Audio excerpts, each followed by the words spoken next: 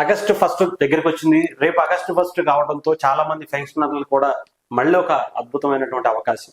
అంటే ముఖ్యంగా every month మొదటి తారీఖునే 1 తారీఖునే ఇంటింటికి పెన్షన్ ఇచ్చేలాగా ఎన్డీఏ కూటమి చొరవ తీసుకుంటుంది. దానికి సంబంధించి ఇప్పటికే ముఖ్యంగా దాదాపు దీనికి సంబంధించిన ఫండ్స్ అన్ని కూడా రాష్ట్ర ప్రభుత్వం రిలీజ్ చేసిన ఆగస్టు నెల ఎన్టీఆర్ భరోసా పెన్షన్ కోసం ప్రభుత్వం 2,737 కోట్ల రూపాయలు ఆల్రెడీ రిలీజ్ చేసినట్టుగా, విడుదల చేసినట్టుగా రాష్ట్ర వ్యాప్తంగా ఉన్నటువంటి 64,082 లక్షల మందికి ఆగస్టు 1వ తారీఖున ఉదయం 6 గంటలకల్లా పెన్షన్ ఇచ్చే కార్యక్రమాన్ని ప్రారంభించబోతున్నారు. ఇదొక మనందరికీ తెలుసు. గత నెలలో కూడా చాలా అంటే వైఎస్ఆర్సీపీ ప్రభుత్వం చాలా అంటే వాలంటీర్లు పెట్టుకుని ఇచ్చింది. ఆ తర్వాత వచ్చే ప్రభుత్వం ఇవ్వదు, మీరు అందుకనే ఓటేశారు, ఇప్పుడు మీరు పడండి అని చెప్పి దెప్పి పొడవటం కూడా చూసాం. కానీ ప్రభుత్వం రాగానే, ఎన్డీఏ కూటమి రాగానే చంద్రబాబు నాయుడు గారు స్వయంగా కొన్ని గ్రామాల్లోకి వెళ్ళి ప్రారంభించి, పవన్ కళ్యాణ్ గారు వెళ్ళి ప్రారంభించి అనేక కార్యక్రమాలకు శ్రీకారం చుట్టారు. మొన్న జూలై 1 తారీఖు, ఇప్పుడు ఆగస్టు 1 తారీఖు వచ్చింది. ఇప్పటికే ఆల్మోస్ట్ 2వ తారీఖు కల్లా కంప్లీట్గా 100% పంపిణీ పూర్తి చేయాలని స్పష్టం చేశారట. వృద్ధులకు, వితంతులకు 4,000, దివ్యాంగులకు 15,000 వరకు కూడా ఇవ్వడం జరిగింది.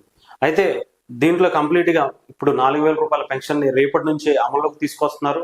అంతేకాకుండా దీనికి సంబంధించి 2 రోజుల్లోనే కూడా పూర్తి చేయాలని, అది కూడా సచివాలయ ఉద్యోగుల్ని కావచ్చు, ఇక్కడ ఉన్నటువంటి కొంతమంది ప్రభుత్వ ఉద్యోగుల్ని, పంచాయతీకి సంబంధించినటువంటి ఉద్యోగుల్ని కూడా దీంట్లో ఇంక్లూడ్ చేసి ఒక అద్భుతంగా ఈసారి అవకాశం కల్పిస్తుంది. ముఖ్యంగా చంద్రబాబు నాయుడు గారు పెన్షన్ ని గతంలో ఎలా అయితే ఇచ్చారో 2014 నుంచి ఆ తర్వాత 2019 వరకు, 2024 నుంచి ఏదో ఇచ్చేస్తున్నాం, ప్రజలకు ఏదో చేసేస్తున్నాం, వాలంటీర్లు లేకపోతే అసలు ప్రభుత్వమే లేదు అన్నట్టుగా చేసినటువంటి కార్యక్రమాలకు ఇప్పుడు రాష్ట్ర ప్రభుత్వం, ఎన్డీఏ కూటమి, చంద్రబాబు గారు రాగానే, పవన్ కళ్యాణ్ గారు అధికారంలోకి రాగానే ముఖ్యంగా వాలంటీర్లు లేకపోయినా సరే ఎలా ఇవ్వచ్చు అనేది చేసి చూపించింది. సో ఈసారి మళ్ళీ రేపే వస్తున్నాం, మళ్ళీ ఎలా ఇస్తారని చెప్పి చాలా మంది అనుకుంటున్నారు.